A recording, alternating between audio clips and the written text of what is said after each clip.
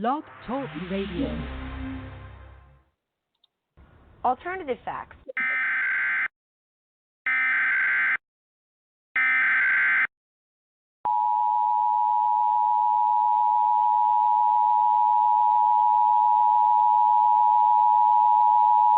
The following message is transmitted at the request of the United States government. At 12:07 a.m. Eastern Daylight Time, numerous unidentified objects of unknown intent and unknown origin were detected at high altitudes over multiple locations of Earth's outer space by the National Radio Astronomy Observatory, and these objects are presumed to be some form of controlled aircraft. It is not known if more of these aircraft will arrive, or if they will attempt entering Earth's atmosphere. United States citizens are encouraged to monitor local media outlets, as more updates will follow as information becomes available.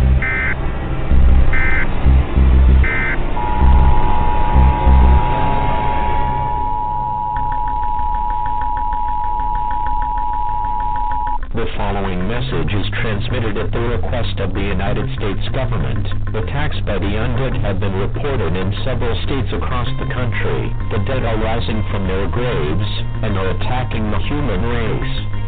At this time, it is expected that more attacks of this nature will occur in several other states in the next few hours.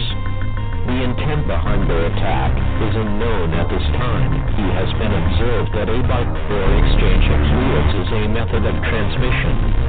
This is an extremely dangerous situation if they crave the taste of human flesh.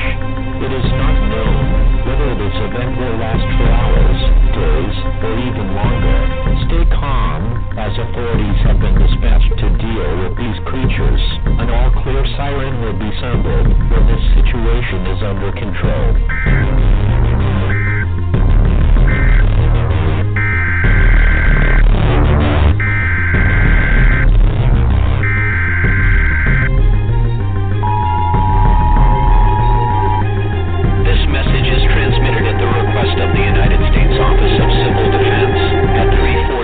Pacific Standard Time, nor is detected a long-range nuclear missile launching. This missile is believed to be headed in the direction of all residents within a 400-mile radius of this area should seek a fallout shelter immediately.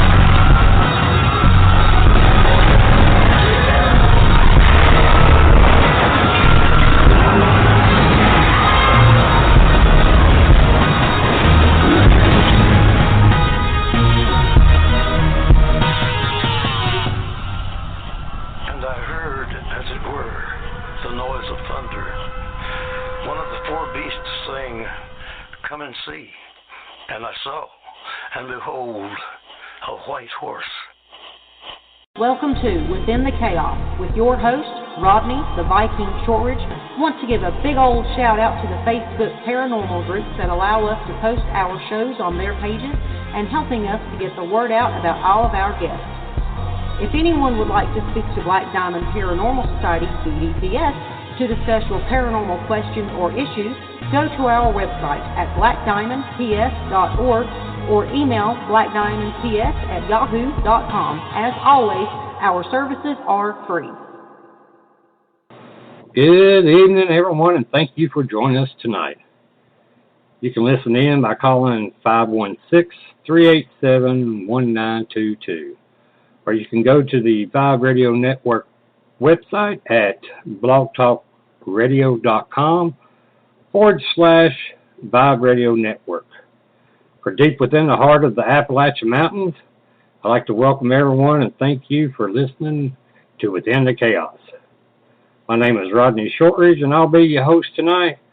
First off, I'd like to give a shout out to my cousins up in Ohio, Jennifer and Joe Shortridge of 222 Paranormal. If you get a chance, check out their talk show. You can find them on Facebook under 222 Paranormal.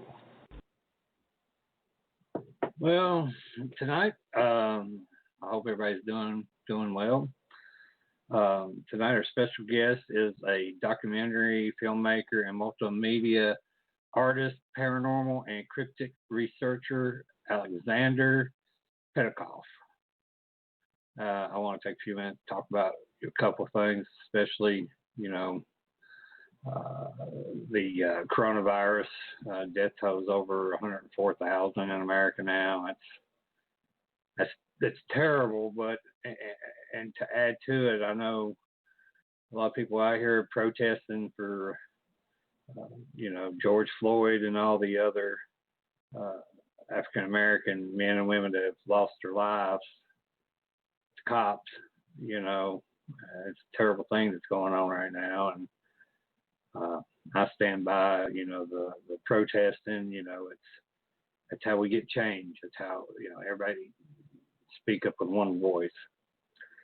As far as the riots and looting, I don't go for that. I mean, come on, you really, the people that are doing that, you're taking away from the people's protesting and their words and the pain and suffering that they've gone through. That's got to stop. But I just want to touch base on that, and I know there's a lot of good cops. I got a lot of good friends of mine that are cops, and but the things need to change, and I hope in the next few days, weeks, months that we actually start having some change and actually make everyone equal. But with that being said, let's go ahead and start our show because it's going to be a good one. We're going to be talking about some cryptids again. Love the cryptids. Let's see if I can get him on. Hello, Aleksandar. I hope you're on. I hope you can hear me. Hey, Rodney, can you hear me? Yes, sir. I hear you fine. Great to be on. How you doing tonight? I'm doing pretty good. I'm a little tired. I mowed family cemetery, my yard, my mom's yard today, and boy, it was a hot one to be mowing. So I hope you're doing good. I hope you're doing better than I am. Yeah, doing pretty good. Just spent a couple of days up in the mountains up here in New Hampshire. So, I was supposed to have a wedding originally during this time period back before coronavirus was a thing, so I had some time off. Decided we'd still put the time to use and stay local here, and we spent a couple of days up in the mountains, the White Mountains, and northern New Hampshire, kind of towards the Canadian border. Oh, it's beautiful up in that area. I used to drive tractor trailer cross country, and I've been up in that area 3 times, and wow, it's it's beautiful up in that way towards Maine. Whew. Oh yeah. A lot of people tend to think that it's just all we got up here is Boston and the coastline, lobster, the ocean. But there's definitely a lot of woods. There's a lot of mountains, so it's a big area. Between Vermont, Maine, and New Hampshire. Maine is actually the most forested state in the entire country. New Hampshire is number 2 after that, followed by West Virginia, number 3. So we're in good company there, being some of the most forested states. So there's a lot of woodlands, a lot of animals. I saw 9 moose between past 2 days, just walking out on the road in front of us or grazing on the side of the road. A lot of big moose around here.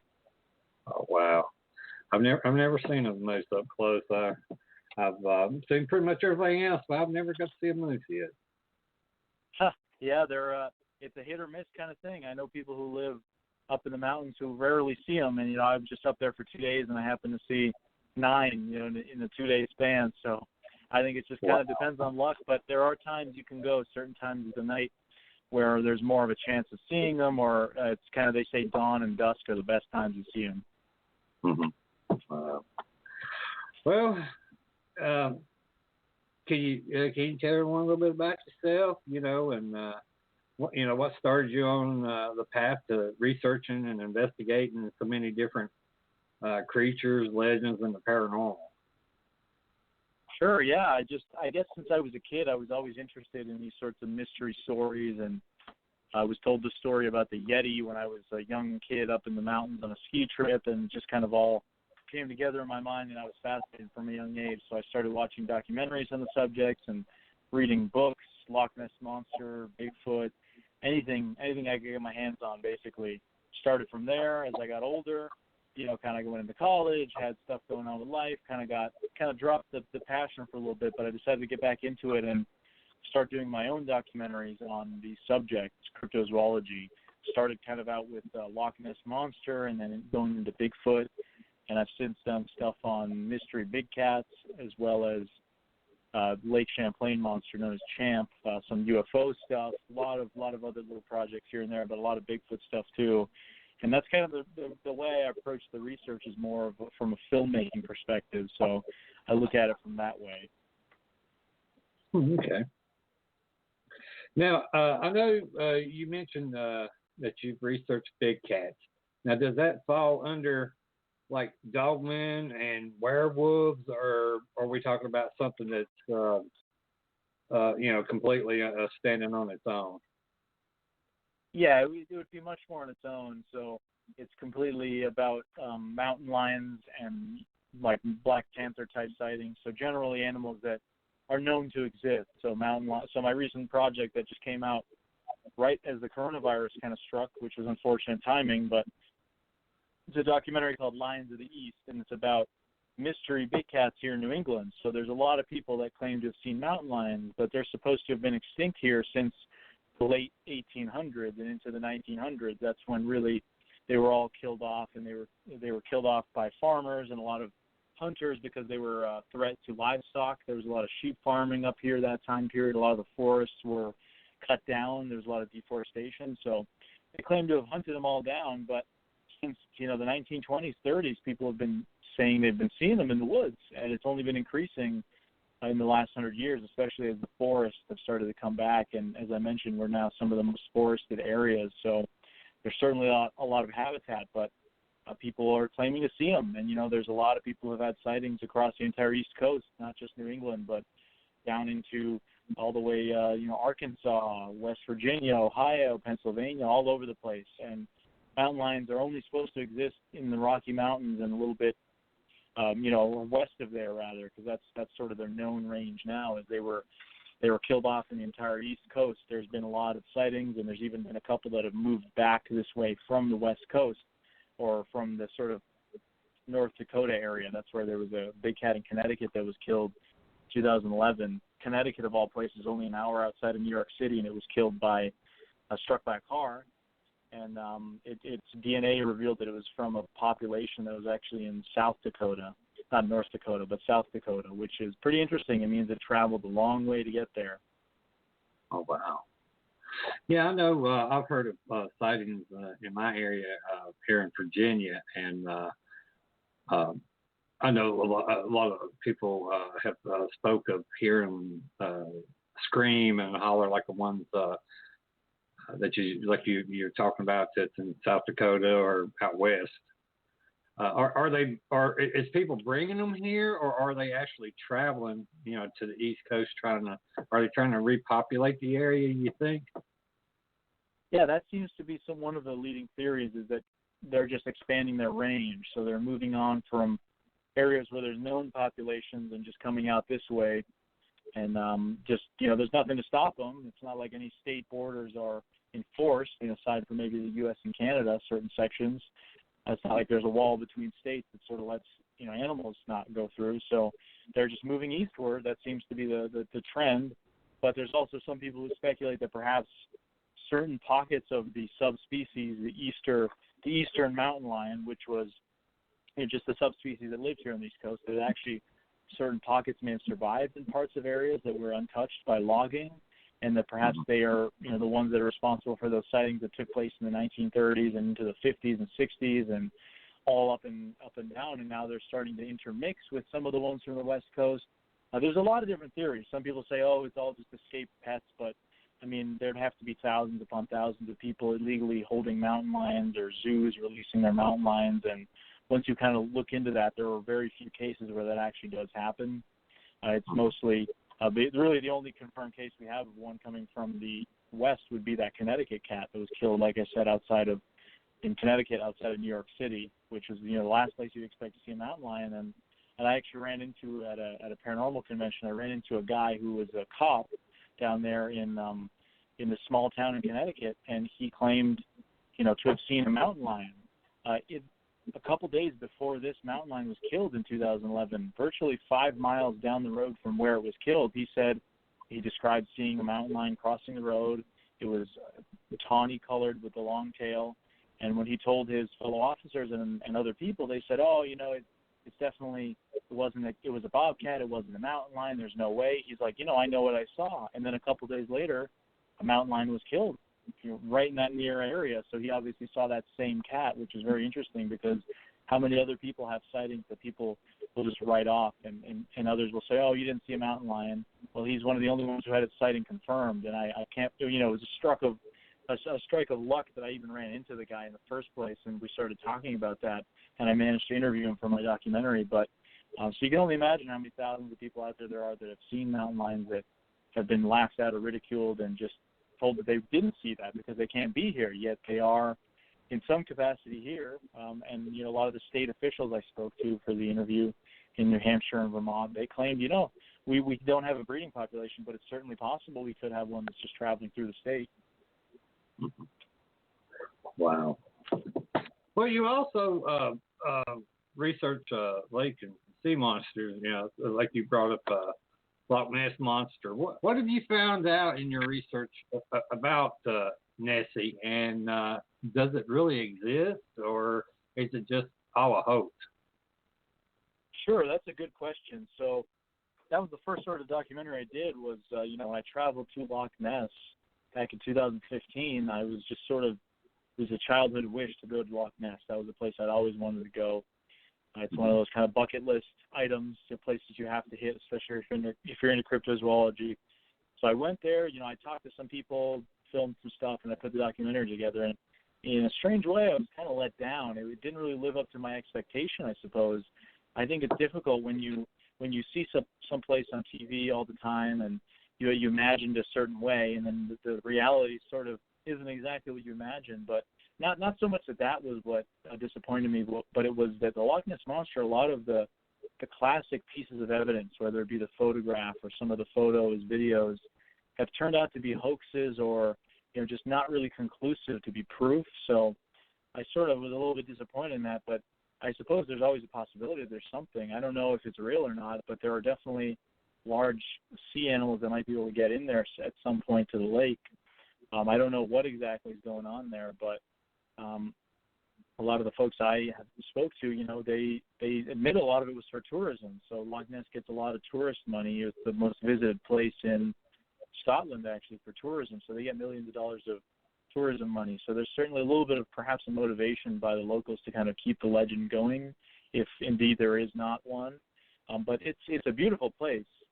There's just sort of like I said, a lot of the classic pieces of evidence, like that famous photo, turned out to be a hoax. So it was a little bit of a letdown doing a little bit more research and learning that some of those classic pieces of evidence that kind of grew up watching weren't really real, that, they were just people pulling our leg, and so to speak, which is a disappointment. But, Nessie's one of the most famous cryptids in the world, and I still love the story, and I love the allure of, the concept that there could be some sort of creature there in Scotland right under our noses hiding there in the lake.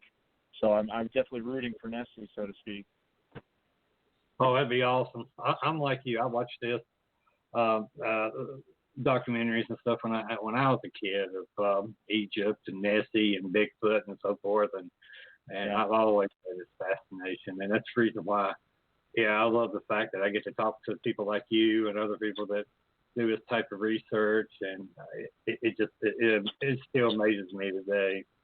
Now, the Lake Champlain monster, is it the same, or are they saying it's similar to what Nessie could be, or is it a completely different type of cryptid? Yeah, so that's interesting. It's described in a very similar way to Loch Ness Monster. So the classic sort of lake monster archetype sighting, including Loch Ness Monster, would be sort of a prehistoric dinosaur-looking type fish, or fish, dinosaur-like creature with a long neck and a humped back, sometimes flippers, depending on the context of the sighting. That's a sort of classic appearance. That's how a lot of witnesses describe it, or just the humps coming out of the water, or a head and a neck sticking out of the water, looking very dinosaur-like. And so both Loch Ness, for the most part, and Champlain share those characteristics with the sightings. But what's interesting about Lake Champlain is I didn't actually know a whole lot about that particular story until about 2017 when I did a documentary series on it for Small Town Monsters. And so what's very funny about it is, I was always interested in Loch Ness as a kid, which is across the ocean. It's very far away from me here in America. Whereas Lake Champlain is about 3 hours from me. It's in New England. It's in our neighboring state, Vermont. I'm in New Hampshire. So it's kind of funny that I always was gravitating more towards the one that was across the sea, whereas we have one right here. So when I got into it, I realized there was so much I had missed in terms of Champ stuff. Champ, there seems to be, in my opinion, more sightings than Nessie. There's more evidence, so to speak. Maybe not as famous evidence, but you've got the famous Sandra Mancy photo, the Olsen video, the Bodette video, the supposed echolocation noises that have been recorded on the lake, as well as lots of other pieces of audio and video evidence, as well as hundreds of years of stories. And you have Native American folklore that revolves around the lake involving both the Abenaki peoples that were on the eastern side of the lake and the Mohawk kind of Iroquois Nation people that were on the other side of the lake. They had some sort of folklore about a horned serpent, and then you have stories going into the colonial days of serpents and serpent waves of sightings in the 1800s and the 1870s. Hunting parties sent out to try and hunt and kill this creature. So Lake Champlain, the monster there, has had a longer history than Nessie. I mean, it had a sort of national heyday in the 1870s. One of the first sightings that was printed in the newspaper was in 1819. So well before Nessie. Nessie wasn't known until the 1930s, 1933. That's really when it broke international news. So Champ, I feel like it is a little underrated. They call it America's Loch Ness. America's Loch Ness Monster, that sort of thing. But I really think that in terms of evidence, there's a lot more evidence for something actually being in Lake Champlain than even Loch Ness itself, which I think surprises a lot of people. But, like I said, Loch Ness is the primary motivator for people going to Loch Ness is Nessie, is the mystery, whereas Lake Champlain is this lake that's much larger than Loch Ness, about 120 miles long, and 12 miles wide, I believe, at the widest, the depth of 430 feet around that at the deepest. So it's a huge body of water as compared to Loch Ness, which is only about 22 miles long.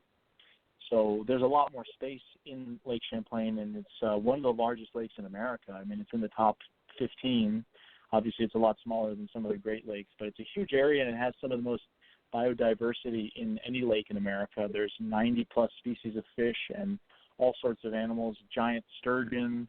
Of course, there are some of the creatures that are said to be perhaps an explanation for some of the sighting. You see a 12-foot sturgeon swimming next to your 5-6 foot long boat. That's not going to be something that won't startle you. That you might see that and think that's a monster. There's a lot of fish there, and there's just a lot to Lake Champlain. Well, is there any, or has anybody or you found any hard evidence as far as any type of DNA or skin samples or so forth out of Lake Champlain? So, not to my knowledge. There have been pieces of evidence that have always kind of come up inconclusive and that sort of thing. One thing that I think would be an interesting thing to pursue that, to my knowledge, nobody's really doing at the moment would be there was this DNA study done at Loch Ness last year. I think the details came out. It's been done in the last couple of years, but the actual research and the data was released in 2019. What they did was they tested the water. They would collect water samples in various parts of the lake and try and determine if they could find different types of DNA in the water. Now, that's a technique that's relatively new, from my understanding, where you can kind of sample out the different species. So let's say you take a sample of water from your local pond. You might find amphibian DNA. That would mean there's probably frogs living in your lake. You might find reptile DNA as well, turtles. You'd find certain fish DNA because there are fish living in there. You might find other things, maybe squirrel. Maybe a squirrel stuck its face in there, and the area that you happen to sample, you managed to find some squirrel DNA because we know these animals, they leave a trace amount of DNA sort of in the water. Now, obviously, there's going to be more things like fish, and those sorts of things that actually live in water, but you could have a moose, say, swim by 15 minutes before you gather your sample. Well, you might get some moose DNA in your research, whereas if you go 2 days after the moose has swam by, the DNA might not show up, whereas a fish would because it's always in the water. So they did that study of Loch Ness and released the data last year, and they didn't really find any evidence of any kind of reptilian sort of creature. People are hoping that would see if there was a monster or anything. So they thought maybe it could be possibly a sturgeon, that's one of the theories, or a Greenland shark that managed to find its way inside the lake. There's also been evidence that sometimes seals have managed to swim through the river Ness, which connects Loch Ness to the Atlantic Ocean, that perhaps that's some of the sightings. They didn't find anything reptilian, but a lot of folks had some sort of qualms with that study and said, they didn't sample well enough. I don't exactly know how they did it, but I certainly think it would be interesting to employ a similar technique at Lake Champlain. I mean, even if you don't find evidence of something unusual, you'll still be able to see that there's a lot of different animals that live in that lake, really an incredible amount, even more so than Loch Ness. So, like I said, no one that I know of has found DNA evidence. Some of the researchers, Lake Champlain researchers I've talked to, they use what's called a biopsy dart, which is basically something that if you were to come into contact with an animal, you would, it's like a spear with a little sharp edge at the end, which has a little vial, I believe, in it. And what you would do is you would kind of stab the animal, not too hard, but enough so that you would grab a piece of skin or a blood, whatever the case may be, so you'd be able to collect that sample then. And that's the idea that, you might be able to, let's say, drive through the lake or, in your boat, something swims by that's huge, and you might just be able to, kind of stab it with the biopsy dart and then have that sample. You're not doing much harm to the animal, and you're getting a DNA sample, but nobody's ever been able to get close enough to really put that to use. So that's, hopefully that something like that or the DNA sweep might be able to be done to kind of get to the bottom of things. Oh, that'd be awesome. Yeah, it's pretty interesting. It's some pretty interesting science. It really is once you kind of look into how they do it. The Loch Ness study, I believe, was done by a university from Australia or New Zealand. I can't remember which one at the moment, but either way, it was a multi-year study where they would collect samples, I think, from various times, different kind of conditions, just to sort of be thorough with it. Wow, that is truly amazing. Well, are there any other lake or sea creatures that you've researched?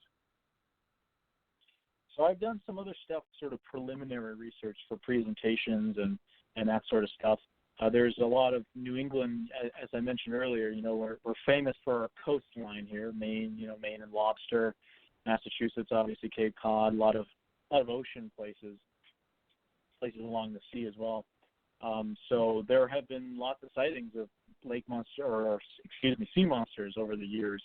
A famous one being the Gloucester sea serpent, or the Great New England Sea Serpent, as it was called in the late 1800s, where hundreds of people claimed to be on the coast of Gloucester, Massachusetts, and would see this absolutely massive sea monster that was hundreds of feet long, swimming through the bay there, and kind of really, it was a hit with the press because a lot of people were reporting on it. It was an interesting story. People liked hearing about it and reading about it at that time.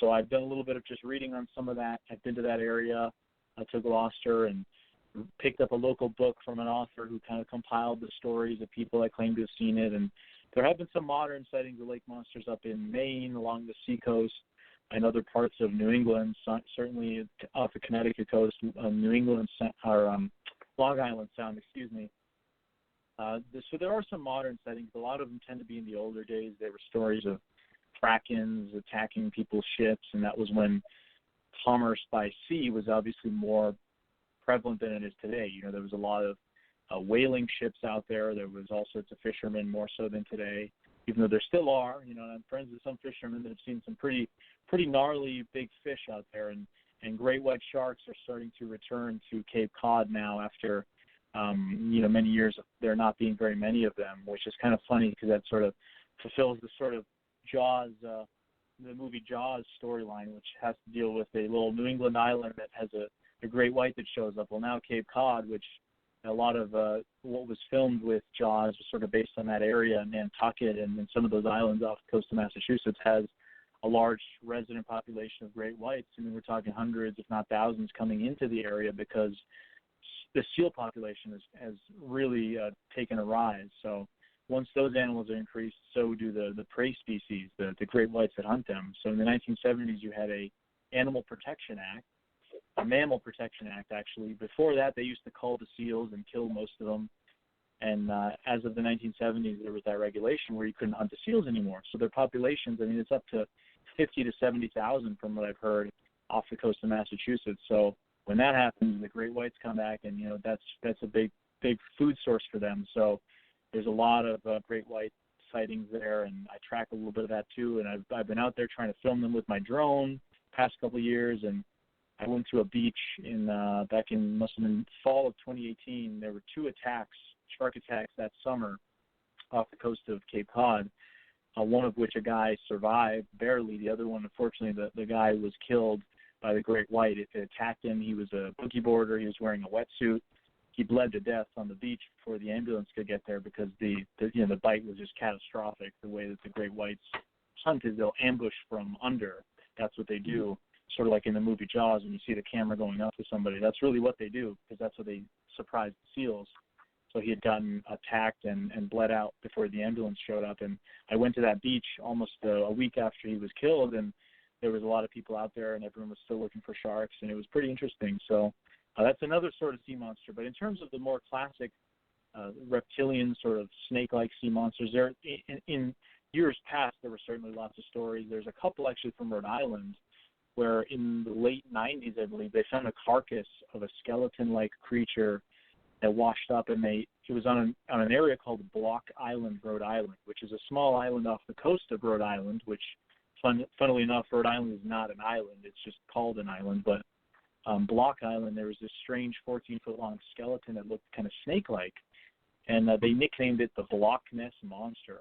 And it was there on the beach for a while, and people were taking pictures of it, and then somebody stole the carcass, and it was never seen again, but there are just a couple pictures of it online. And there was also a story from the mid-2000s on a beach in Rhode Island where a couple claimed to have encountered some sort of strange creature that came out of the water as they were swimming and had these huge eyes and opened its mouth and had sharp teeth and hissed at them, and they were terrified, thought they were going to die, and nobody could really identify what it was. Some scientists thought perhaps it was a tiger seal or a leopard seal, from up north, or some sort of exotic fish that wound up in Rhode Island. I mean, it's hard to say, but those are some of the more modern sightings, so they're pretty interesting. Oh, wow. Yeah, that's right. I'm not much of a beach goer. I mean, I've been to a beach, look at it, it's beautiful, and then go away. Yeah, water is one of those things that a lot of people get scared of. I mean, I'm certainly no fan of the open sea.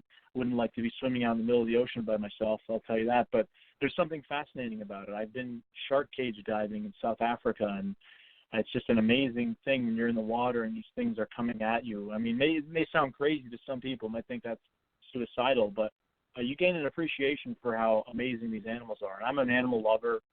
I wouldn't be into this kind of stuff if I didn't like animals and didn't like nature.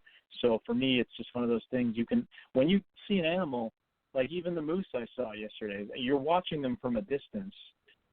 You're gaining an appreciation. I had back in March, actually, I had an interesting encounter with a moose in an area I visit frequently, and I heard something moving around the bushes, and there was this large animal, and I'm like, oh boy, I hope it's not a bear. They're just starting to come out of hibernation. And it was this female moose. I backed up, gave her hundreds of feet, got away because they can be aggressive, and I just got to sit there and observe, watch her eat, and go about her business. So it was amazing that I had that experience, and you gain appreciation for wildlife when you get to see them from that distance, where you're both comfortable, where there's no aggression, and you're doing it safely, and the animal is safe as well. And I guess that would be the case for the shark cage diving too. I gain an appreciation for how amazing of a creature the great white is, and they're just absolutely a perfect predator. Oh, yes, I've watched Shark Week. Yeah, they're a perfect predator. I wouldn't want to find out firsthand, though. Just I'd rather see them eating some tuna or seals. Yeah, that's as close as I'm going to get. Definitely. Now, you said you've researched the Hermit Kingdom of North Korea. I've never heard of that. What is the Hermit Kingdom of North Korea, and how was you able to research that, especially in it being in North Korea? Well, so actually, what North Korea's nickname, I guess, in previous years has been the Hermit Kingdom. That's what they call it. So I traveled to North Korea in late 2015. That was probably the craziest place I've been. I was, just out of college. I was younger at the time, kind of just traveling around. Was visiting some friends in Korea, in South Korea, actually, and planning the whole trip out, I just kind of thought, wouldn't it be cool to go to North Korea? I don't know why I got that idea. Probably crazy, but, then again, I've done some crazy stuff. So I decided to do some research, did about a month of research, and found out you actually you used to be able to visit North Korea as a tourist, believe it or not, even as an American, which a lot of people find hard to believe. So I don't know how I convinced my parents to let me go, but somehow I did. So I was in Asia for a while, and I was in South Korea, and then I flew to China. The only way to get into North Korea is through China. So I went to Beijing, and there's a British-owned company that does tours of North Korea. So what happens is they work with the North Korean state-run governmental tourism board, which is completely controlled by the North Korean regime. I mean, there's no other way to get in the country.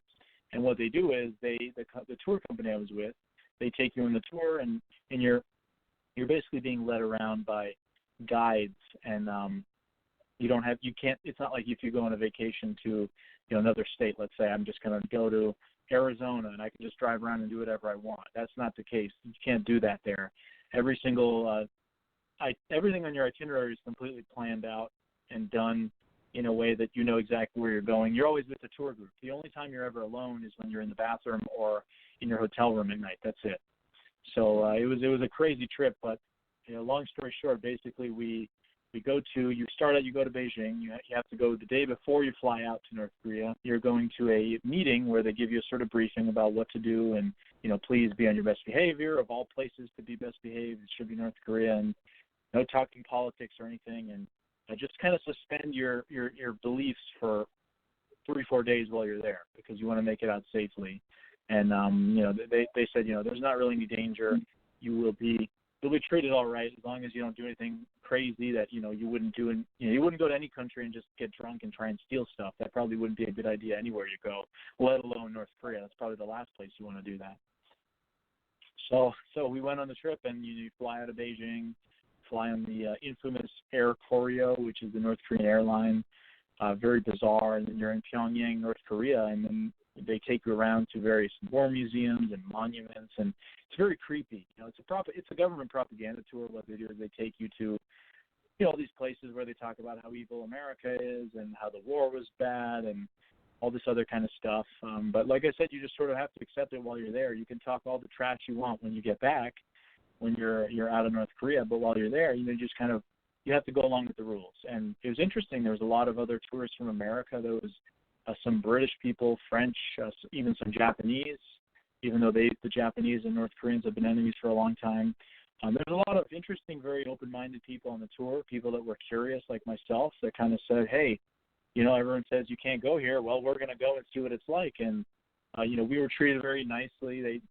The last thing North Korea really wanted was some sort of publicity stunt with tourists. But as we know, shortly after my tour actually was when that guy from, I believe he went to the University of Virginia. He actually was held in North Korea, and he was the one who was returned a couple of years ago now that sadly passed away right after he came back to the U.S. I'm sure you probably remember hearing about that story. Oh, yeah. Very sad story, but that happened only a month after I left, and from what I heard, he got drunk and tried to steal a flag from somewhere where he wasn't supposed to be. Now, obviously, you don't want to do that in North Korea. The punishment was completely harsh. I mean, they held him for years, and who knows if they tortured him or what they did to him. We'll never know, and it's just this absolute tragedy. It's senseless that happened, but you're dealing with a regime that believes the nuclear weapons are the only thing that stops it from becoming invaded by the U.S., so they'll do anything to kind of perpetuate themselves. And it's a regime that's been run by the same family since before right before the founding of North Korea, back when the Japanese occupied during World War II, and that's when Kim Il-sung, the original leader of North Korea, was there. He was the grandfather now of the current leader, Kim Jong-un, who is now, the recent rumors that he died. Turns out he was actually alive. But that was kind of a big story recently, too, right when the coronavirus thing was going on. So all in all, it was a very bizarre trip, and lots of different things happen. I mean, they take you to all these museums, and it's just very weird. You lose electricity would suddenly go out in the middle of dinner in a restaurant. You see these giant 60-foot statues made of gold of the leaders there, previous two leaders. It felt like a time machine. You're going back in time to the last existing sort of communist dictatorship or something like communist dictatorship that exists, and it's very, very fascinating.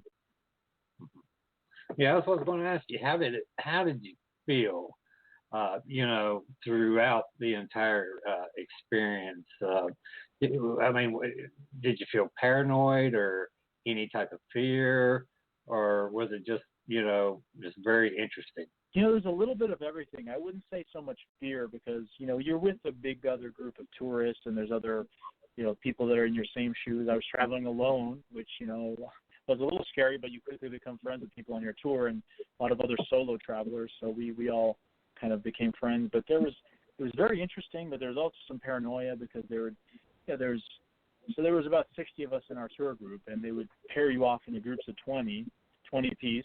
So there was 20 people on each bus, basically. You would have with you one guide from the company from Beijing. So they were, in our case, it was an American guy. In the other case, it would have been, one of the British folks there that was with the company. So they're sort of the Westerners that are with you. And then you have two Korean guides, a cameraman, a bus driver, and another sort of guide who was actually sort of a government watcher or something. He never did any of the narration or guiding or anything. He just sort of would be there. So it was very kind of disconcerting. And what you realize is I talked to a lot of the guides and I try to kind of become friendly with them. And they open up a little bit. They don't talk too much, but you realize they're just normal people. They're trying to find the best life that they can have in a country like that, where people just have in the past have died of starvation, have been just killed by the government, had their entire family killed by the government.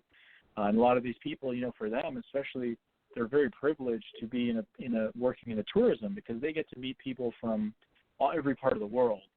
The average North Korean doesn't get to do that. They don't even get to leave their village or city without permission from the government, which can be very hard to find. And owning cars is very uncommon. Only people who are connected with the government are awarded cars from the government. Everyone else rides bikes. So the people in the tourist industry, they get to meet people. And, I even talked to the watcher guy who was this, he kind of knew everything about you because they all probably had a dossier on every person on the tour. He kind of knew that I was a college student, that sort of thing. And I got kind of friendly with him, and I asked him about his personal life. Do you have any kids? And he said, oh, yeah, I have 3 kids. And we kind of got to talking, and there was a funny moment towards the end of the tour where we were in this sort of monastery. It was the Korean Peninsula obviously had a sort of form of Buddhism back in the day. North Korea, of course, being like communist, religion is abolished. They don't have a religion allowed, so the state is basically the religion. But we're in this monastery, and there's these pagodas, those kind of Asian-looking temples. And there's a plastic, cheap-looking white lawn chair that's just sitting up in the middle of one of these little temples. And the watcher guy, this government worker, he tells me, hey, go sit on that chair. I'll take your picture. And he took my picture, and the framing was terrible, so he cut off half of the temple and just got me in the middle of the camera. So it wasn't a great picture, but the story behind it is what's great. And I was able to, say, hey, this is a picture I got taken by, the North Korean Secret Service guy, basically, or their equivalent of maybe like a secret police or something. He's the guy who works with the tourists. And, we didn't talk politics, none of that. Just on a human level, you're able to connect with these people, which is really interesting. I think a lot of people, would say, oh, don't go to North Korea, it's an evil place and that sort of thing. And, I would never go back. I don't think I could go back because I made a documentary that was kind of critical of the regime there. But in the moment, it was an interesting view into a part of the world that very few people can go in. And of course now it's illegal for a lot of Americans and foreigners to go in. And in North Korea, it's completely sealed off its borders for any foreigners because of the coronavirus. They've said, you know what, no one's coming in. They did the same thing when the Ebola virus struck, and they basically have complete control over who gets in their country. So yeah, it was very interesting. I mean, it was the most interesting place I've ever been, no doubt about it. And it was definitely a life experience and somewhere I never thought I'd be, but I made it out, and yeah, that's it was interesting. And like I said, it was cool to kind of meet and talk to some of the guides, and I gave them all candy and that sort of stuff towards the end, and everyone, you know, it was nice to connect on a human level with people that are really living in a circumstance they don't have much control over. Wow, that's fascinating. Well, you also do investigations of the paranormal. This Bridgewater Triangle of Massachusetts, does that got to do with the paranormal, or is that something else? So it's kind of a mixture of everything, actually. It's okay. called the Bridgewater. Yeah, it was named the Bridgewater Triangle by Loren Coleman, who is one of the world's most renowned cryptozoologists. He has the International Cryptozoology Museum in Portland, Maine. Great place to check out if you're into that kind of stuff and you're in the area. So he coined that phrase because it was an area where people would report sightings of Bigfoot, thunderbirds, ghosts, strange lights glowing in the swamp at night, UFOs, other things. And at the time, in the 70s and 80s, the Bridgewater or the Bermuda Triangle was very popular. There was a lot of documentaries about it. A lot of people were talking about it in the news. You know, it kind of had some notoriety. So he devised calling it the Bridgewater Triangle because people were familiar with the Bermuda Triangle, and a triangle is an easy way for us to understand or, you know, get kind of an idea of something, because the area of the Bridgewater Triangle is actually not really a triangle. You have phenomena that's going in a sort of random pattern all in that part of southeastern Massachusetts, just south of Boston. But a triangle is just an easy way for us to kind of geographically place it, even though it's not really a triangle. But you have the center of the triangle is this area called the Hockomock Swamp, which has thousands of acres of swampland, very hard to get areas, and that's where a lot of the Bigfoot sightings have happened, as well as sightings of strange birds, phantom cats, big cats, that sort of stuff, dogs with glowing red eyes, big black snakes, all kinds of creepy stuff, fireballs in the sky. Then there's been UFO sightings in other areas. The Lizzie Borden house is sort of at the tip of the triangle in Freetown, Massachusetts. That was the famous case where Lizzie Borden killed her family, I believe, with an axe. They've done some movies and people have done investigations of that particular house. And then sort of at the southern tip of the triangle, is what's called the Freetown State Forest. Now that's this big remote forest land where there has been decades of cult activity and murders, and it used to be a place where the mob would go out and kill people, actually, because Boston and Providence used to have a very, pretty big Italian and Irish mafia scene. So Freetown was a remote area. They would take people out there, drag them out there, execute them, or just dump bodies out there. But there has since been satanic cult activities where people have been murdered. There's a cliff where people have committed suicide out there. There's also the legend of the Pukwudgie, which is supposedly the small demon-like troll creature from Wampanoag Native American folklore, where they claim that this creature, small little thing, would possess people or would attack people in the woods, and some people claim to have seen it in the modern day as well, which I think is kind of interesting. I've looked into that a little bit, and for me personally, the cult stuff and the murders and all the creepy stuff that's happening in those woods are very freaky. I was just there recently in March, right before the coronavirus state of emergency was declared in the state of Massachusetts. I was filming a show out there with some friends of mine called Chasing Legends, and we did a thing on the Pukwudgie, and we were talking to locals in the area, and everyone talks about, I don't go hiking in those woods anymore because I've seen people wearing black robes just walking around, and red robes, and hunters have seen, bands of people doing weird rituals and that kind of stuff. So it's a very creepy area. That's just one part of it. So like I said, the Bridgewater Triangle seems to have going on in the same place, whether it's in the Hockomock Swamp with more of the Bigfoot stuff and the cryptids, or the Freetown State Forest with these, cults and murders and things going on. It's like a very dark, strange kind of area. Well, speaking of the paranormal, have you, researched or dealt with or came across like shadow people? And if so, what is your opinion about them? Yeah, so I've heard of that. I'm not so much into like the ghost side of stuff, not because I'm not really a fan of it. I never really researched it all that much. I've had some experiences with strange spirit sort of stuff I can't really explain, but I'm much more fascinated, say, in cryptids and UFOs and that sort of stuff. But there is actually the case of a place in Pennsylvania. It's a very interesting place. We nicknamed it the Pennsylvania Triangle because it's another one of these places where there seems to be all this weird stuff going on in the same place. So a friend of mine, Paul Eno, and his son Ben Eno, who have a radio show called Behind the Paranormal outside of Rhode Island, they're lifelong paranormal investigators, father and son duo. They have written many books about sort of these, what they call flap areas, where there seems to be all sorts of phenomena going on in the same area, like in the Bridgewater Triangle. And one of their readers actually reached out to them because they claimed that they were having some sort of case in Pennsylvania. And they started looking into this site and visiting there every year or so. And then myself and some other friends of ours joined in on that a couple of years ago, and we started going to this area. And my primary interest in this spot was the fact that there was a lot of Bigfoot sightings. It's fairly rural, a lot of Bigfoot activity. So that's what got me interested in it. And I actually talked to a family of 3 generations that lived in the same area near a wooded ravine that claimed that they were having Bigfoot activity. I mean, they had seen juveniles. They had sounds going on, things in the woods mimicking their chickens, all kinds of crazy stuff. It wasn't until we heard some of the other stories that supposedly this area was actually a Native American burial ground, and that the University of Pennsylvania found about 160 skeletons there at one point. They did some excavations that there was a possible meteorite crash in the area, and so one of the houses, like I said, had Bigfoot activity. Well, the house up the street, people claimed that they were having shadow people going on in their house. They said that there was just things going on the walls, and it looked like shadows being projected without anybody being there. And I don't really know much about it. I know that they had somebody come in there and sort of take care of it, from what I heard. I don't know much about the shadow people phenomenon. I just know that it's just one of those things that happen in that area. So what's interesting then is that, like I said, the first house down in the ravine, and this is all kind of owned by the same family, this piece of property, large piece of land.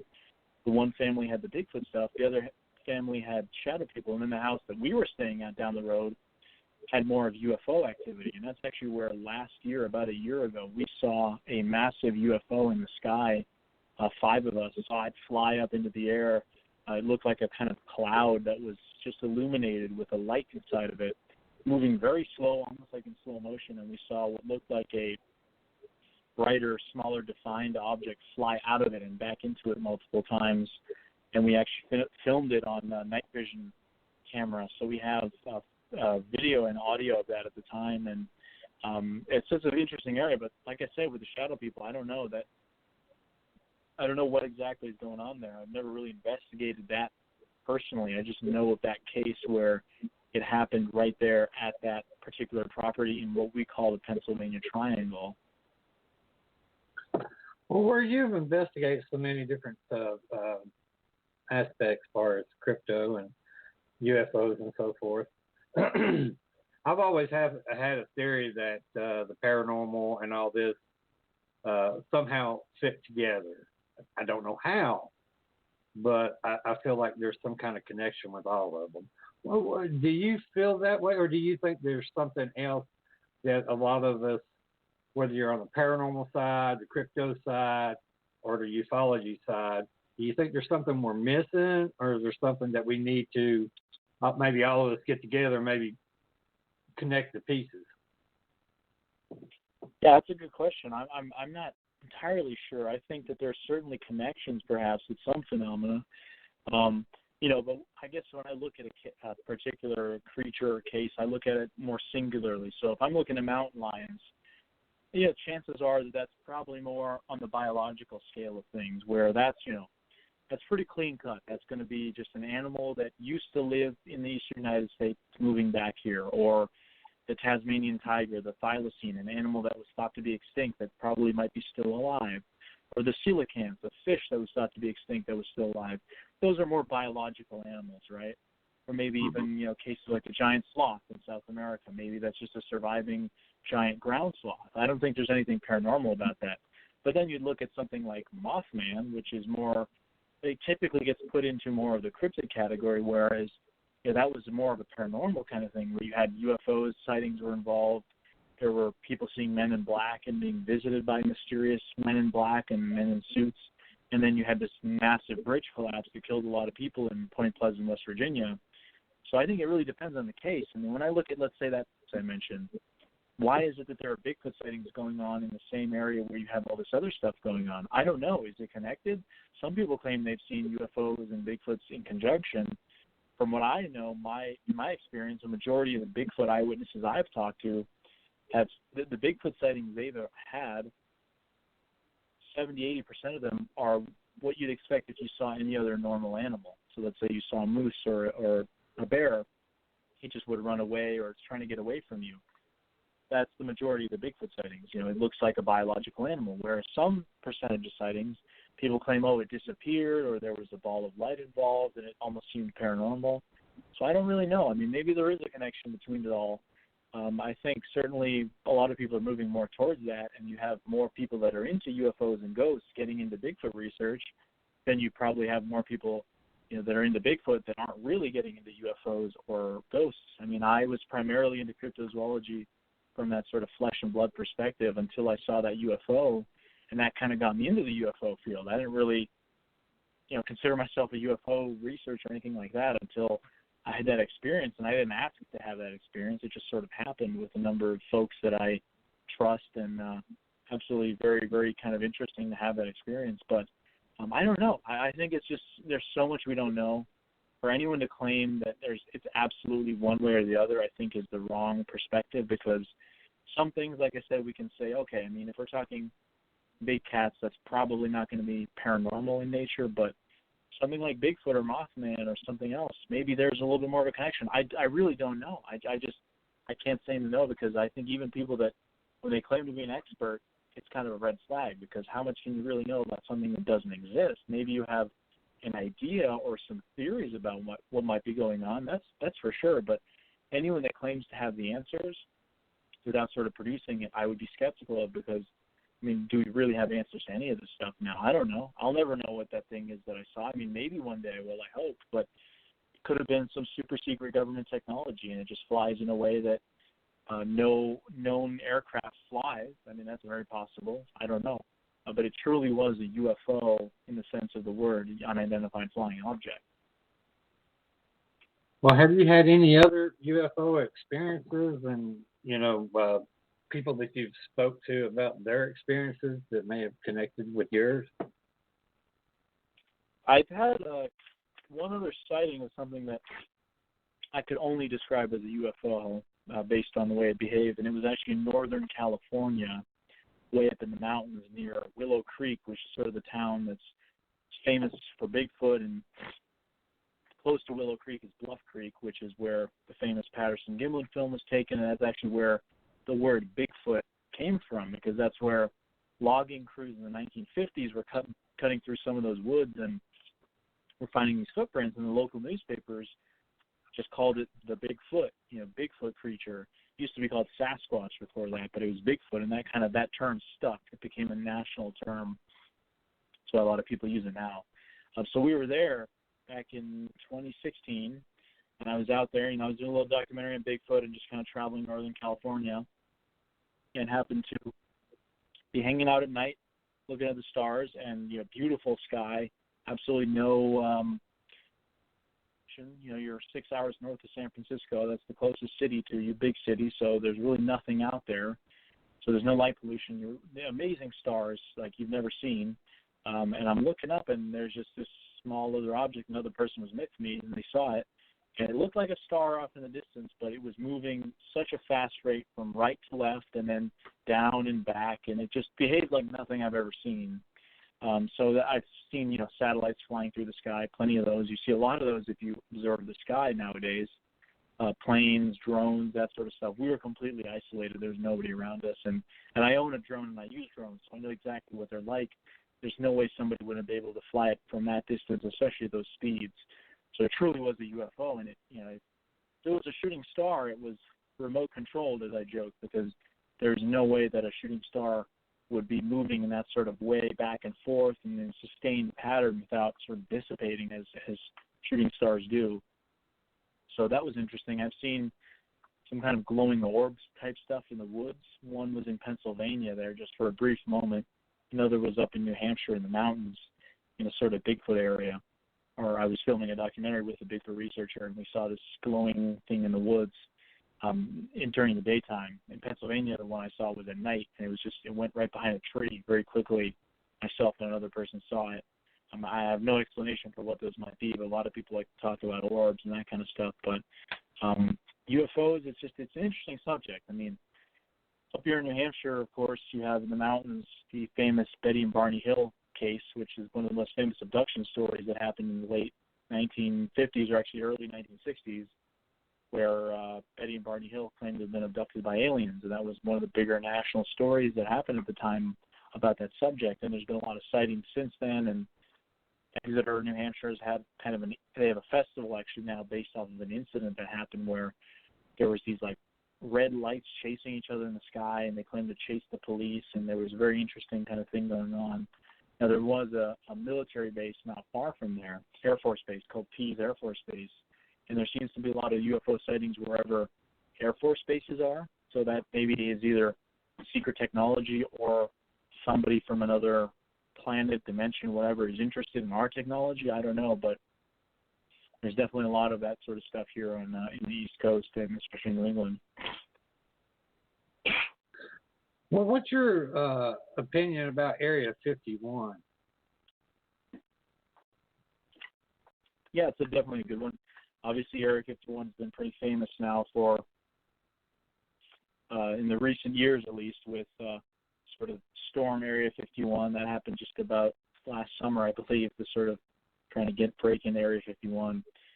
I don't know. I think Area 51, the fact that we know about it, I think means that there's probably nothing there that would be interesting, at least very top secret in terms of aliens. Mm-hmm. The government tends to have sort of a way of covering things up.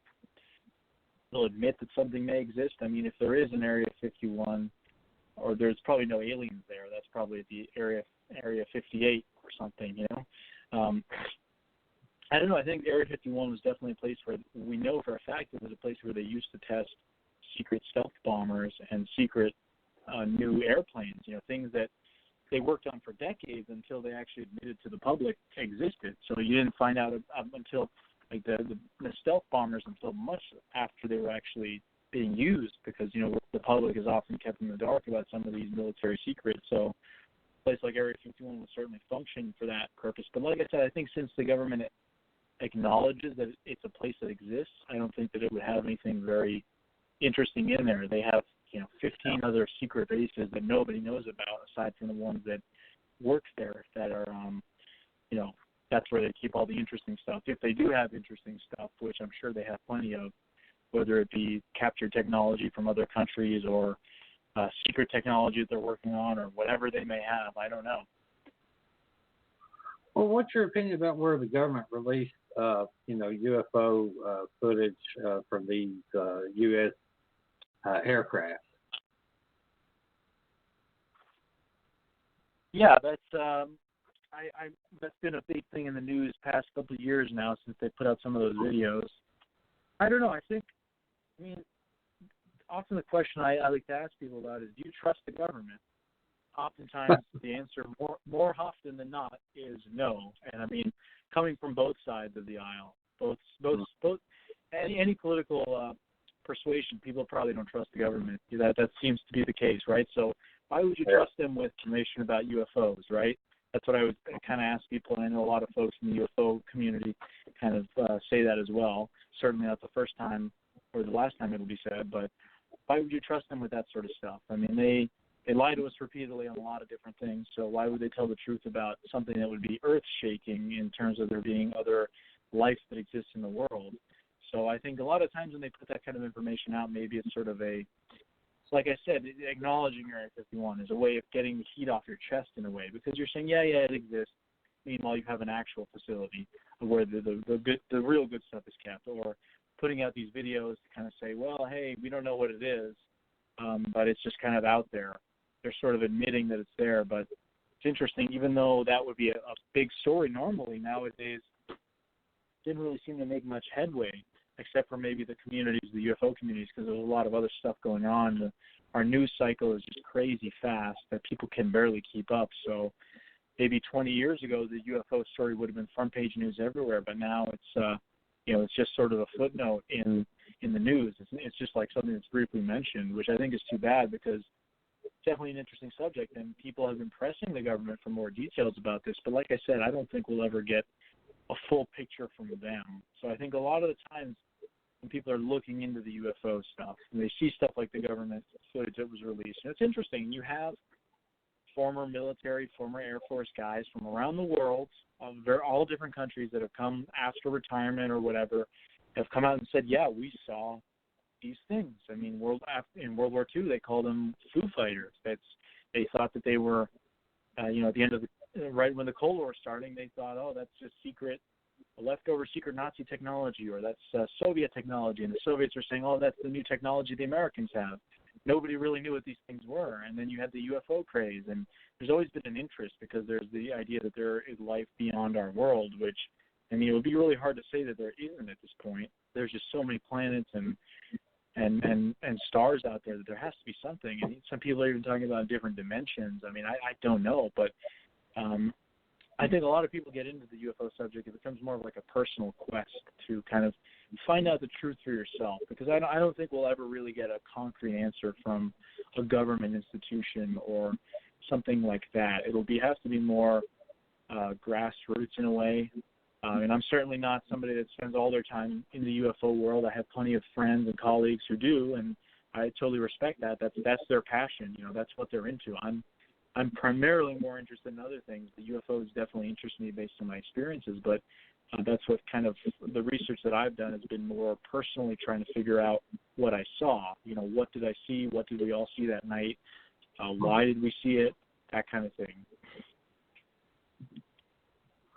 Well, I know where you spoke with Bigfoot a lot. Do you think there's a possibility that the Sasquatch or Bigfoot that people are seeing could be part of the branch of the giants that have been recorded throughout history? Yeah, that's a good question. I mean, what's really interesting about Bigfoot, I suppose, if you look at it in sort of an evolutionary standpoint, is the fact that you have throughout history other species of apes and human-like ancestors that existed, lots of different ones, and even whether it's Gigantopithecus or Homo floresiensis, which is described as the Hobbit, which were a sort of small group of people that lived in part of Indonesia, whereas today in Indonesia and in some of the jungles of Sumatra, you have the orang pendek, which people describe as a 3 to 4 foot tall, hairy, man-like creature that lives in the woods, and you have fossil evidence that points right to the fact there was a similar creature that existed not very long ago in history that was very closely related to people. Well, maybe some of these things survive. Maybe what's Bigfoot and Sasquatch is some sort of human ancestor that evolved into sort of a primitive state. They didn't go the route that we did. I don't know, but what's so interesting, you mentioned about the giants, cultures throughout the world all have stories of giants. I mean, it's almost universal. There are stories, whether it's David and Goliath to Native American stories of stone giants, to the Iroquois, or even the Sasquatch in the Pacific Northwest, like the hairy man, man of the woods, various cultures, all the woodwoes in European folklore, lots of stories. I mean, are they all perhaps based on experiences that their ancestors had with Bigfoot-like creatures, maybe Neanderthals at the time when they were still alive, other human-like species that maybe existed? In China and parts of Asia, you had the Gigantopithecus, which is the largest ape known to ever exist. Maybe early humans in the area had experiences with this giant ape, and that colored some of the stories of the Yeti. Maybe some of those creatures survived, and they are the Yeti. I don't know. I think you have all these stories across the world of different creatures and giants. Maybe those giants are based off of something that's still around, like something like Bigfoot. I don't really know. I mean, some people think, the biblical Nephilim. There's all sorts of theories. and I don't know, I think it's just interesting you do have fossil evidence that oftentimes points to animals that people still sort of describe, like the Homo floresiensis in the orang pendek case. I think is very, very interesting. In those very lush jungles, and the fact that you have that fossil evidence, I think it leans favorably towards something like that possibly existing. And then you'd have to reevaluate the whole Bigfoot subject and say, well, you've got these stories. People have told stories of giants for centuries, and you have sightings leading into the modern day. What's actually going on here? Well, have you ever experienced what you might thought is a Bigfoot? So I've never seen anything I can conclusively say is a Bigfoot. I've had some interesting encounters that I can, sort of attribute to Bigfoot, but not like definitively. So I've been out researching in the woods with other folks and other researchers when doing documentaries. We've seen the supposed stick structures and heard whooping noises and that sort of stuff. But by far the most interesting has been fairly recently an area close to me here in New Hampshire where I like to go out and just be in nature. It's sort of the closest rural spot to me. It's in, doable in a day instead of driving like an hour or two up to the mountains. Where it's interesting, it sort of happened last August. I was camping out there with a friend of mine. We decided to just go out there, and he's also into Bigfoot, so we kind of just we decided to just go camping just for the sake of it for 2 nights. One night was going to be in this one spot, and another in another. So we were camping out there, and we're in a small clearing very close to kind of a power line that cuts through this massive state forest, and there's just woods in every direction. There's a couple of properties further off, but we're talking miles from where we were, so you'd have to drive 5 minutes to get to the closest house from where we were. And we're just hanging out by the fire. It's dark, and we would hear some movement in the woods all around us. So we'd hear it from 3 different spots. We'd hear it from behind us. You would then focus on that direction. You'd hear it, large movement on the other side, and then on the other side. So it was almost like something was kind of surrounding us, and we're like I said, we're both into Bigfoot, so we're like, it's too good to be true. Probably just animals. I mean, there are moose in that area. There are bear, there are fox, there are coyotes, raccoons, porcupines. I've seen pretty much all those animals there. Bobcats, the only one I haven't, that and a bobcat I haven't seen in that spot, but everything else I've pretty much seen. So there's a lot of animals. So it's wild area for sure. So we thought, maybe it's just an animal that's just kind of, I don't know, checking us out, hanging out in the area. Who knows? And we didn't really think much of it. It kept happening all night. We would hear these movements as if something was like moving around. We'd shine the light in that area and it would stop. So we went to sleep, and I decided to run my audio recorder that night just for the sake of it, have it on. Unfortunately, the battery died only after about 45 minutes. It was on low battery, but it wouldn't have mattered anyway as we were snoring when that was happening. What we started snoring about 40 minutes into it, so you wouldn't have heard anything aside from snoring. So it wasn't actually until a couple months later that I reviewed that audio, because I was told by some friends of mine that are pretty serious Bigfoot researchers that there was a gentleman who owned a property very close to that spot where I was. I mean, we're talking the closest house to where I was staying, claimed that he was having Bigfoot activity for decades on his property, rocks thrown, all sorts of stuff. And they investigated the property and, said the guy he seemed pretty credible, seemed genuine. They then went out and did a night investigation. Something pushed over a tree and ran away as they were in the woods. So that was, like I said, a couple months after that happened in August of 2019, myself and my friend. So I went back right away and listened to that audio, and I was blown away. As soon as we sort of fell asleep, there was wood knocks. There was, like, multiple things being thrown in our direction. You'd hear one wood knock close and another one further back. Very interesting. I couldn't believe it. I'm like, wow, I've been hearing this kind of stuff for years on shows and other people presenting their evidence and that kind of thing, and told about people have been telling me about that. That's what they've had to happen to them. So I'm like, that's very interesting. Checking out that audio, and I go to that spot every once in a while. I go probably every week, and then actually when the coronavirus thing started, I started working from home every day. So instead of having to drive to work, I had all this extra time. So I'm like, man, I'm just going to drive out to the woods every day, just hang out over there. that's when I had my moose encounter there with the female moose I mentioned earlier in the show. But then I was out there one day, and I'm just in this area where there's a lot of moose scat. That's kind of where they're hanging out. I'm trying to see if I can spot one again. Very, very tough to see. And then I started hearing gunshots coming from the opposite opposite side of me. So there's a lot of people out there who like to go out and shoot because it's a very remote area. You know, there's like a little local shooting pit, as there pretty much is in every small town, at least in New England. I'm assuming other parts of the country too. You know, just kind of a little redneck blasting pit where you take your old TV and just kind of blow it up and shoot it kind of thing. So I'm hearing the gunshots, and then the gunshots stop. And from the other side of me, I hear not too far off what sound like knocks, kind of in the trees. And I'm like, that's really weird. So I knock back, and I get a response, and it's starting to get dark. I got a couple miles back to hike, and I'm like, I'm going to get out of here. I'm getting a little freaked out. You know, I'm alone. Just don't want to be stuck in here. There are other big animals, like I said. So I went back that following night to almost the same spot with a friend of mine, and we get to the top of the ridge, and as I'm pulling my audio recorder out from the woods beneath us down on the ridge, there's a little bit of a swamp. We hear a crystal clean, perfect knock sound, just a singular loud knock. I immediately turn to him and I say, "What did you just hear?" He said that sounded like something knocked or banged on a tree. It was very loud. The rest of the night we didn't hear anything. So, you know, we backed out of there, and then I kept going back. Didn't really have much happening. It wasn't until April, I was in with another friend of mine. Didn't tell him about any of the stuff going on there. And we're walking in on this path, a different area, but it's all connected. It's all in the same patch of woods, fairly close. We're walking towards this pond. Right as we get in the woods, it's pitch black. We hear movement to the left of us, and we kind of stop just to hear it. We're paying attention to the left of us, and from diagonally behind us, we hear a perfect knock on a tree. And I immediately turned to my friend and asked him exactly what he heard. He's like, I don't know, it just sounds like somebody banging a stick on a tree. We're the only people out there, of course, and it's, you know, after dark.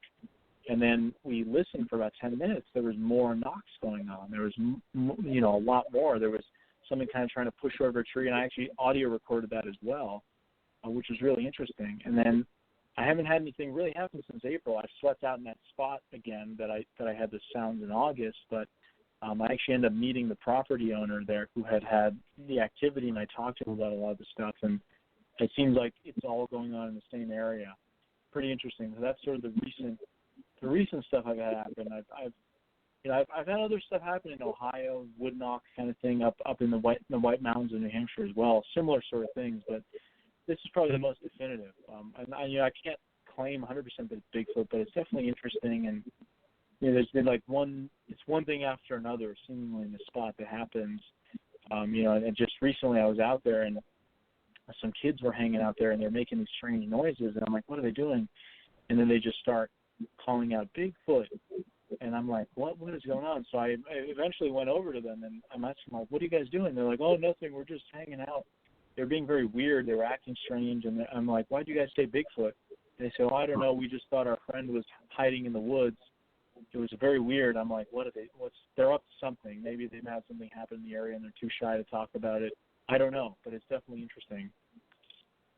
Oh, wow.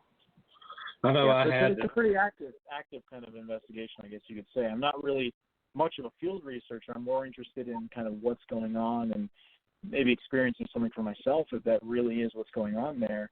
Otherwise, I'm still happy to see the moose or the bear or the other animals that live in that area. But did you get that, like, knot in your stomach saying, maybe I shouldn't be here? So I usually, that's happened to me a couple times in that spot, actually.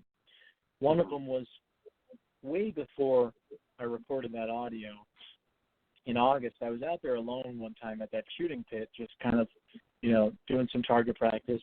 It was starting to get dark. I've been out there plenty of times alone. I go out there walking all the time alone, even since. I really don't have a problem with it. That time I got a really weird feeling, and I was just like, I did not feel right, even though I was armed. I just did not feel comfortable for some reason. So I decided to walk back to the car, cut the trip short. It was weird. I just felt vulnerable for some reason. The only other time I felt something like that in that area was in April when I was in there with my friend. We walked as right before we heard the knocks. It was very weird, but we were both just walking. I'm thinking in my head, I got this feeling like we're being watched. And I know that's sort of a cliche thing. People say that happens all the time. I used to kind of roll my eyes at it and say, oh, everyone says that, that's got to be a pretty common feeling. But I really had that feeling. I'm thinking that in my head. The same moment I was thinking that, my friend blurts out, I feel like we're being watched. The same time I'm thinking it, and I'm like, are you freaking kidding me? I was just thinking that in my head. And so then we walked down the path, and that's when we had that incident where we heard the knocking and everything. And he didn't know anything about this stuff. I didn't tell him the area had a history of activity or anything. I just, was taking the random friend out to the woods, and he was down to go on a night hike. So he was kind of like, well, that's interesting. And we've been back a couple of times since then and haven't really had anything happen. We did have, actually, the last time we slept out there, we had 2 barred owls that were in a tree right above our camp, and they were mating. I've never heard that sound before. I've heard plenty of barred owls. They make like a distinctive sound that's almost like a whoo, whoo, whoo, whoo. Some people say it sounds like who cooks the food, right? That's kind of the noise they make. But they were making some crazy noises, and then, I did some research. I recorded it. That's what it sounds like when they're getting on, apparently. So, which makes sense because it's the springtime, that's when the magic of love is in the air. So it was just an interesting experience, but we didn't have anything else, no knocks, nothing walking around our camp, just the owls. But, so that was the time. It was very, like I said, I couldn't believe he just blurted out, I feel like we're being watched, as I'm thinking that in my head. I mean, it was an amazing moment. One time we were, I do paranormal investigations, and we were at a cemetery. It's been quite a few years ago. And a buddy of mine, he's a big goofball anyway. And we were sitting there on the ground. He's probably, I don't know, about 3 foot away from me.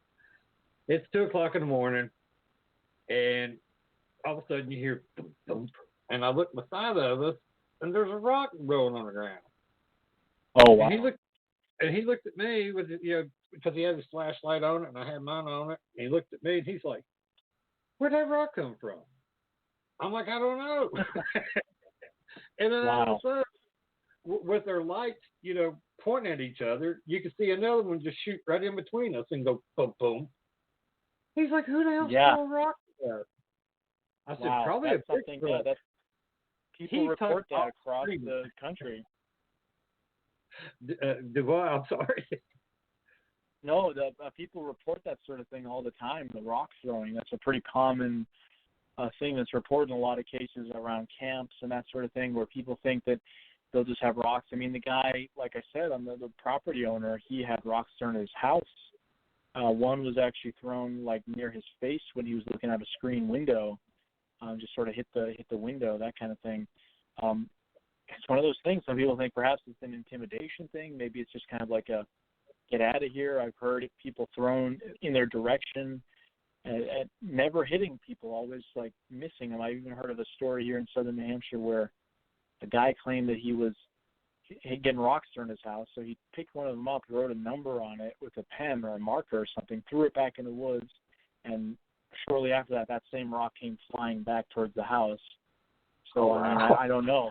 I mean, we know that, like, chimps and gorillas will throw things. They often throw their own feces, poop at people, but in zoos and stuff, but they use tools. Chimps, they would knock as a form of communication. We know that is a behavior that they use. They use whistling and little kind of noises as communication when they're in different areas of the wood and they can't see each other because they're very aware of their surroundings. And a lot of the same behaviors are reported with Bigfoot, which is extremely interesting if you think about it. Behaviors, in some cases, behaviors that people have been describing for hundreds of years in North America that we didn't even know were behaviors of great apes until much later when we started researching gorillas and orangutans and chimps. So people have been reporting that similar stuff in North America, even though how would they have known that was a behavior that other apes have? So it's a really interesting question once you kind of dive down that direction. Well, when you're doing your documentary films and you're interviewing people, what are you looking for? And also, what's probably been the craziest story or interview that you've ever had for one of your films? So the craziest story, huh? Mm-hmm. Oh man, there's a lot. There's just a lot. It's funny. I sometimes, it's not even the ones I've necessarily even interviewed people for. I mean, I've let's see. Trying to narrow it down here. There's just so many. Just the other night I got an email from a guy who claimed that he had seen a Bigfoot when he was in his teens with his sister, and it was getting dark, and they thought it was just a man in a large fur coat, and he actually threw a snowball over its shoulder, at which point it looked at them, and it absolutely scared the heck out of them. That was just a couple nights ago. But probably my favorite Bigfoot story I've been told, or rather interviewed the person, and I didn't get to interview him on camera or anything. He was an older gentleman who claimed in 1979 he was hiking up an area in the mountains of New Hampshire collecting rocks. Like he was into minerals and that sort of stuff, and he was collecting different kinds of rocks. He was with his girlfriend and dog, and they were just hiking up there in this place called Bald Mountain in the Ossipee Mountains, very remote kind of mountain range. And they said that they saw this structure that was like a primitive structure made of stacked rocks that were stacked on top of each other, and almost like there was a hemlock branch or branches as a roof. And they were just looking at this thing in the woods, kind of on a ledge on this mountain, and that there was this like hairy creature just sitting inside of it with its back turned towards them. And as soon as the dog saw it, it started to growl, and this thing let out some kind of a strange noise that terrified all of them, to the point where they all ran away and started running down the mountain. And it wasn't about halfway down the mountain they realized they had a camera, and then they should have taken a picture, but they were much too scared to go back up there. So I actually got to call this guy I talked to him for about an hour a couple of years ago over the phone, and I asked him, would you like to do an interview? Could I interview him? He was an older guy. I think he's in his 80s now. And he just kind of said, that story's been, there's not a day that goes by that I don't think about it, but I just don't know what it'll ever be or what it was. And he described it as like almost grayish hair. You could almost see like the knots in the hair in certain parts of it. And it was just sitting there, and it was massive.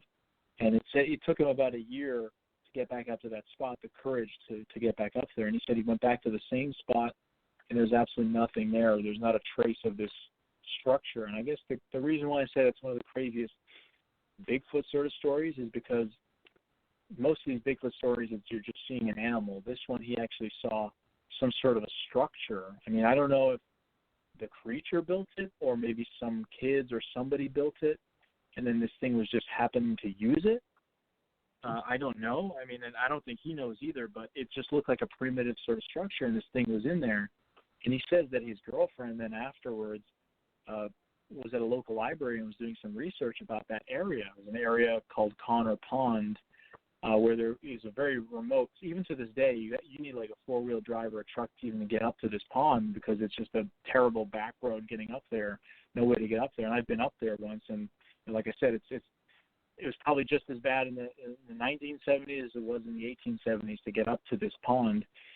But there claimed to be, in the late 1800s, there was a guy living on that pond in the middle of the woods, and he saw a dog get stuck in the ice on this pond, and that this tall, hairy creature came out of the woods and saved the dog's life, and then went back into the woods. His girlfriend came to find this book, that had this story, like local town history, which was very interesting. And he couldn't recall the name of the book, because I tried to look it up, and I have a friend who actually, his wife, I think, is the librarian at that particular library. So we're trying to track to the bottom of that and see if we can find that story, because that would be incredible to track that story down. But there's just so much about that story. I mean, there's so many other Bigfoot stories. Not that I'm favoritizing that one, but some of the other people I've talked to, I mean, it's just so convincing, some of the stuff they tell you. I've plenty of ones that I thought I was very skeptical of, that I don't think they were telling the truth. But that always happens. People will kind of fake stuff, but there's some people that are just so genuine. That was the craziest one for that. There's Champ. There's other stuff that other interviews as well. I mean, one of my favorite Champ sightings was a guy, he'd never been interviewed for any kind of TV program or anything. he just kind of had his story. Didn't really tell too many people. Owned a local bait and tackle shop in Vermont. Lifelong fisherman. He was a war veteran. Very sound guy, right? Like, he was very credible in the community. And he claimed that in the, I believe, late 1950s, they were fishing near an island in the middle of Lake Champlain, and there was about 6 of them there, and they saw what looked like the head of a dinosaur come out and was swimming around and eating some fish that were just kind of near these sunken docks that were left over there from a while ago. And they all were looking at this thing, and they just couldn't believe it. Like, what on earth could this be? And none of them really knew about the story of Champ, because it's not as famous as Loch Ness, even for some folks in the area. And it wasn't until 20 years later that they actually made a pact. They said, what should we tell people about what we saw? And then they said, don't tell anyone. They're going to think we're crazy. So it wasn't until 20 or something years later they actually told their family members that story, because that's when the local news started doing stories on Champ, and the Mansi photo came out in the 1980s. Picture was taken in 1977. They came out in 1980, and there was sort of documentaries being done on Champ, and it became sort of a trendy topic. It wasn't until then that they came forward with their story. But I talked to the guy, interviewed him. Like I said, he was a straight shooter, credible guy. He's like, I don't know what it was, but it looked like a dinosaur head. That's the only thing I could really describe it as, which is really interesting. Definitely one of the most interesting Champ eyewitnesses. I mean, I talked to a number of them for sure, but he seemed extremely genuine and exceptional. And the fact that it happened so long ago, I mean, it's one thing to have a sighting in the 1990s. Champ's been kind of known for a while, but the 1950s, nobody was really talking about it. It kind of died down in the media attention. So very interesting. Well, what's your opinion about so many, Bigfoot TV shows and other cryptic shows? Do you think that they're really doing a good job of shining a light on, what you're researching, or do you think that they're kind of, I guess you could say, muddying the water? I think it's a little bit of both. I think there's a bit of a it's a double-edged kind of blade sort of situation, where you have on the one hand, some shows like Finding Bigfoot. I mean, that show got a lot of people that weren't interested in Bigfoot interested in the subject, and it brought a lot of people into that world, and it actually brought a lot of eyewitnesses to say, hey, wow, I'm not crazy. I'm not the only person in Wisconsin or Texas or Florida who's claimed to have seen something like this. There are other people like me, and they're able to meet people. And that, I know personally some of the researchers from that show. They're great people. They genuinely, they're all about this subject. I mean, Cliff Bergman even has a Bigfoot museum now that he's up in Oregon. Like, he's really into the subject. So they genuinely like it. And I think they had a really cool opportunity to have the platform to go across the country and explore areas they probably normally wouldn't have, talking to people about their Bigfoot sightings. So I think a show like that really brought sort of people into it. But on the other side, I knew people that used to watch it just to laugh at it and say, oh, it's so stupid, who could believe in Bigfoot? And, a lot of ignorant kind of stuff like that. Now, there's a lot of shows out there, and I'm not going to go over every single show. That was just an example, because that was a pretty famous one. But there's plenty of shows that, aren't very truthful, that will actively fake certain things and fake evidence, which I think is really muddying the waters and unfortunate. There's some that are downright, basically they admit to being fake. They're kind of mockumentaries and that kind of stuff, which is not in itself bad.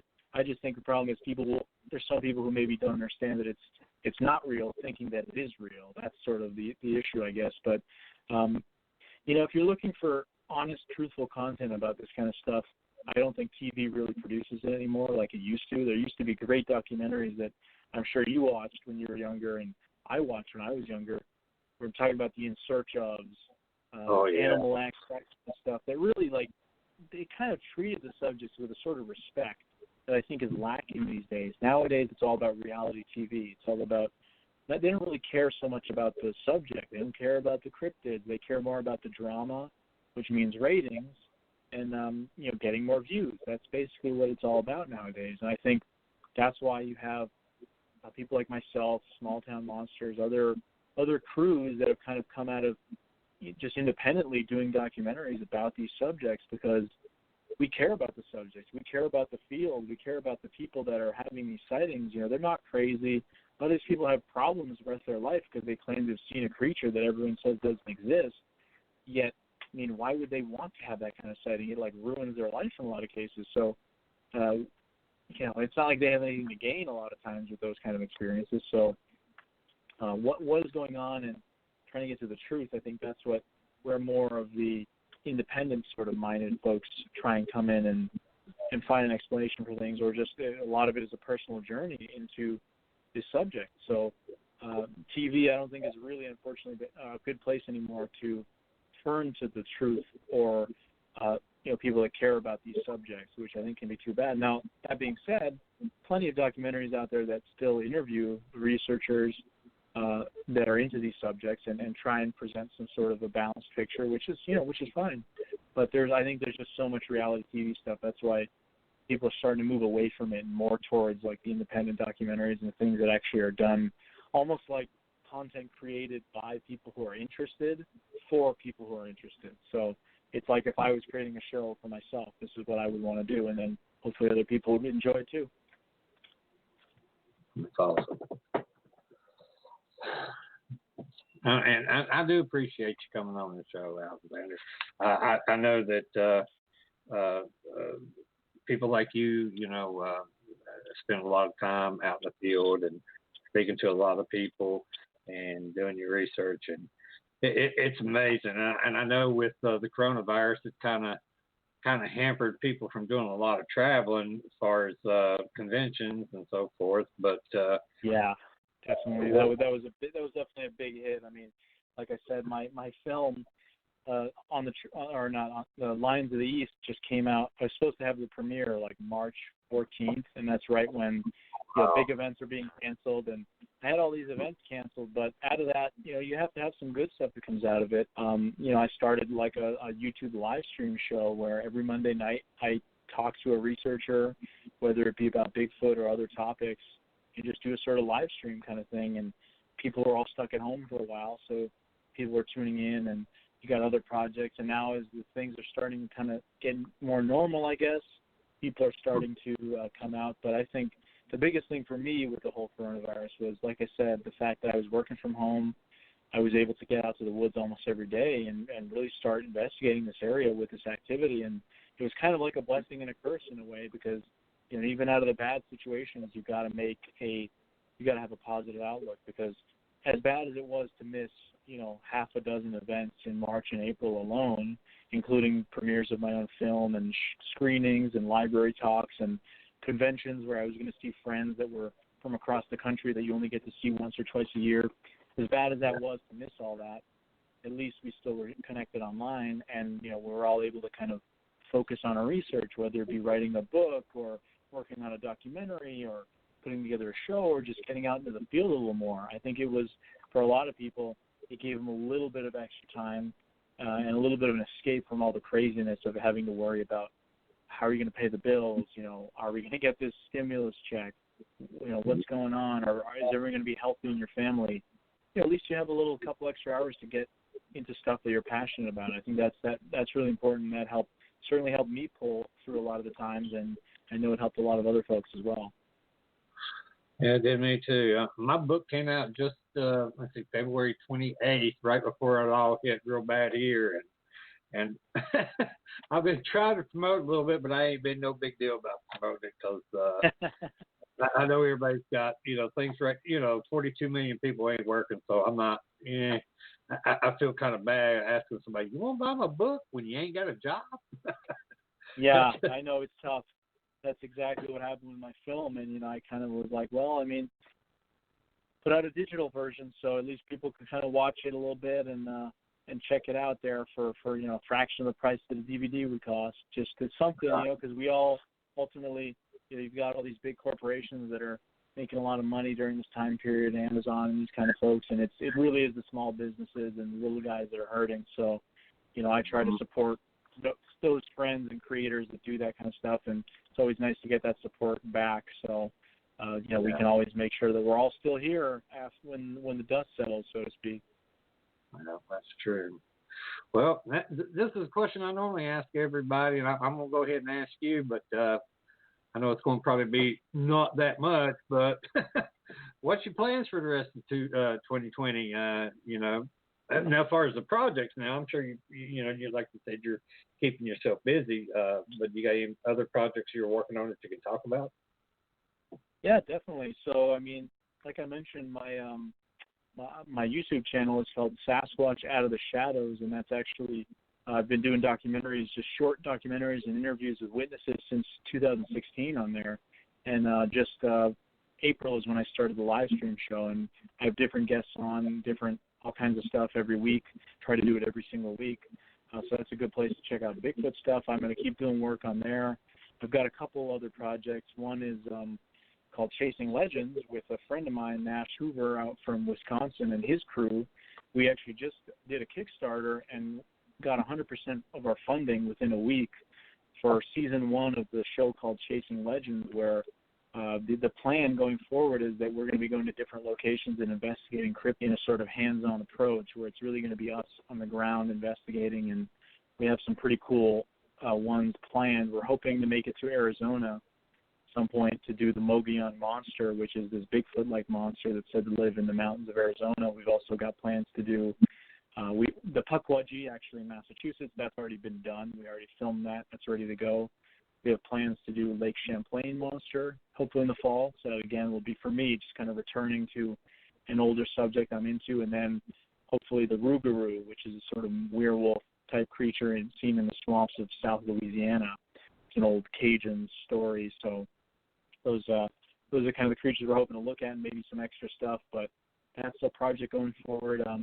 Filming some stuff with small town monsters, on the trail of Bigfoot, that sort of stuff.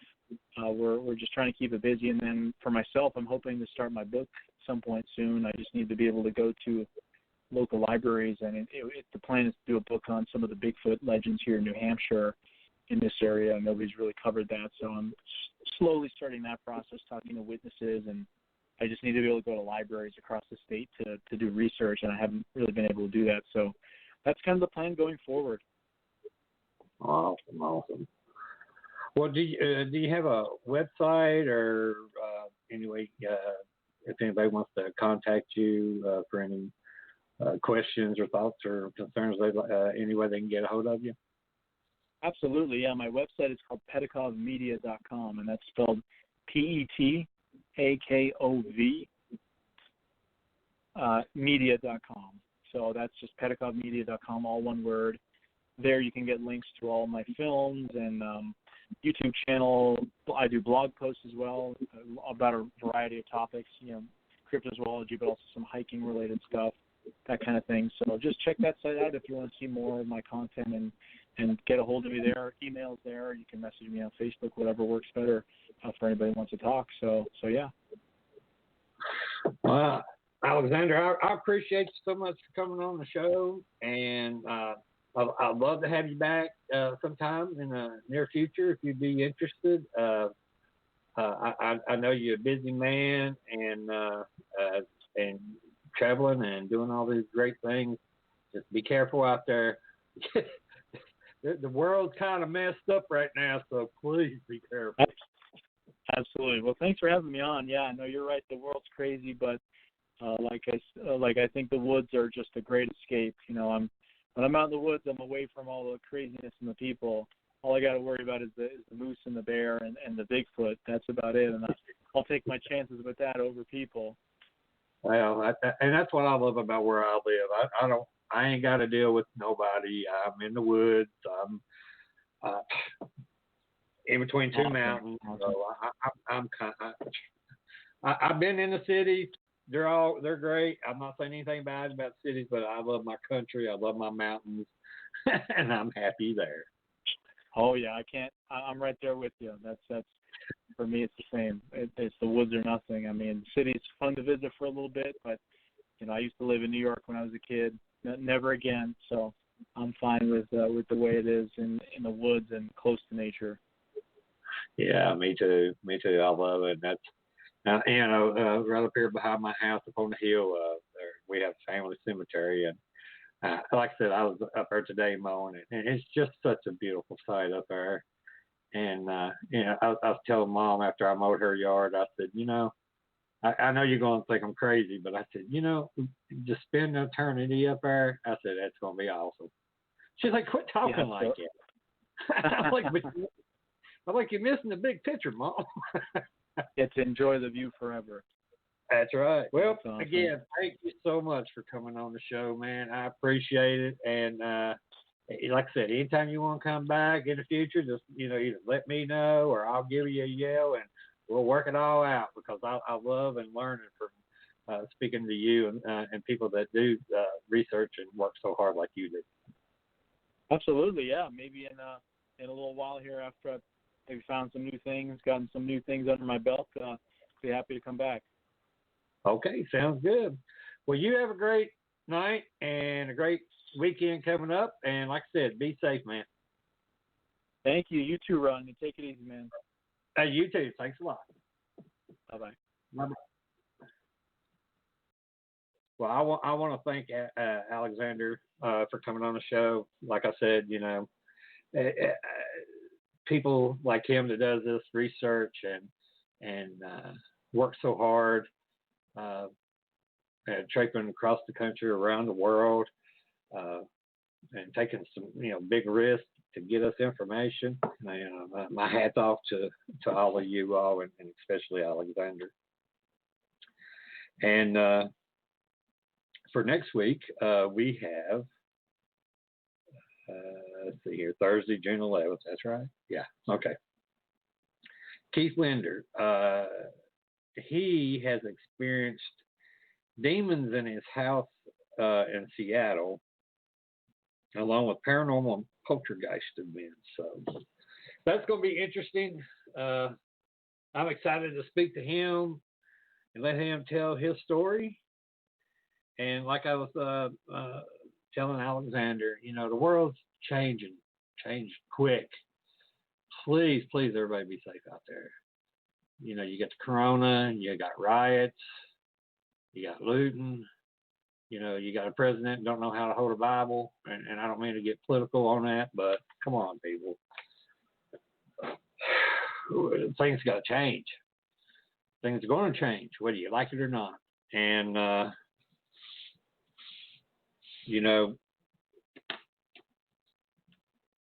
with George Floyd, it's terrible. And it's something that had to happen. It was a pressure cooker that had been bubbling over and ready to pop for a long time. Let's just, all of us, hold hands, hold our hearts close, our family tight, our neighbors tight, and people on the streets tight. Let them know that we love them, we care for them, and that we all bleed red.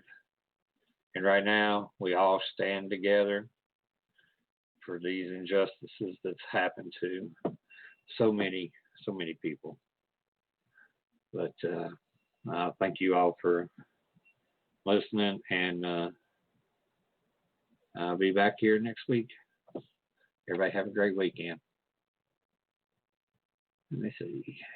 There you go. That's it for us tonight. I want to thank everyone that took the time to listen in. I'd like to give a big shout out to the Vibe Radio Network and to Ryan for putting up with us. Also to all the first responders and our men and women in the armed services. Thank you for your service and the sacrifices that you and your families make every day to keep our great nation safe. Tune in next week to another exciting show starting at 10 p.m. Eastern Standard Time. Everyone can go to our Facebook page Within the Chaos, and don't forget to like our page to see upcoming guests along with past shows, postings, or you can also go to my website at www.blackdiamondps.org or blogtalkradio.com/Vibe Radio Network. Also, we have a YouTube channel, so go to YouTube, look up Within the Chaos for past shows. Thanks again. Until next week, everyone have a safe weekend and have a good night. And love you all. Be careful out there.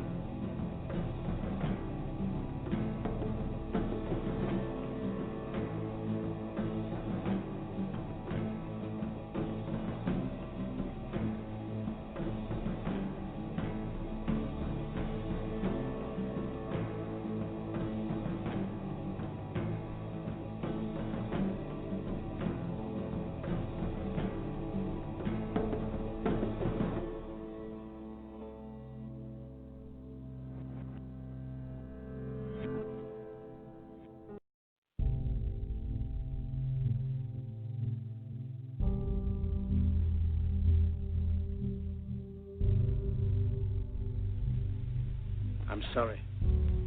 But I don't want to be an emperor. That's not my business. I don't want to rule or conquer anyone. I should like to help everyone if possible. Jew, Gentile, black man, white. We all want to help one another. Human beings are like that. We want to live by each other's happiness, not by each other's misery. We don't want to hate and despise one another. In this world, there's room for everyone, and the good earth is rich and can provide for everyone. The way of life can be free and beautiful, but we have lost the way. Greed has poisoned men's souls, has barricaded the world with hate, has goose-stepped us into misery and bloodshed. We have developed speed, but we have shut ourselves in. Machinery that gives abundance has left us in want. Our knowledge has made us cynical, our cleverness hard and unkind. We think too much and feel too little. More than machinery, we need humanity. More than cleverness, we need kindness and gentleness. Without these qualities, life will be violent, and all will be lost. The aeroplane and the radio have brought us closer together. The very nature of these inventions cries out for the goodness in men, cries out for universal brotherhood, for the unity of us all. Even now, my voice is reaching millions throughout the world. Millions of despairing men, women, and little children. Victims of a system that makes men torture and imprison innocent people. To those who can hear me, I say, do not despair. The misery that is now upon us is but the passing of greed, the bitterness of men who fear the way of human progress. The hate of men will pass, and dictators die, and the power they took from the people will return to the people. And so long as men die, liberty will never perish. Soldiers, don't give yourselves to brutes. Men who despise you, enslave you, who regiment your lives, tell you what to do, what to think, or what to feel, who drill you, diet you, treat you like cattle, use you as cannon fodder. Don't give yourselves to these unnatural men, machine men with machine minds and machine hearts. You are not machines, you are not cattle, you are men. You have the love of humanity in your hearts. You don't hate, only the unloved hate, the unloved and the unnatural. Soldiers, don't fight for slavery, fight for liberty. In the 17th chapter of St. Luke it is written, the kingdom of God is within man, not one man nor a group of men, but in all men, in you. You, the people, have the power to create machines, the power to create happiness. You, the people, have the power to make this life free and beautiful, to make this life a wonderful adventure. Then in the name of democracy, let us use that power. Let us all unite. Let us fight for a new world, a decent world, that will give men a chance to work, that will give youth a future and old age a security. By the promise of these things, brutes have risen to power, but they lie. They do not fulfill that promise. They never will. Dictators free themselves, but they enslave the people. Now let us fight to fulfill that promise. Let us fight to free the world, to do away with national barriers, to do away with greed, with hate and intolerance. Let us fight for a world of reason, a world where science and progress will lead to all men's happiness. Soldiers, in the name of democracy, let us all unite!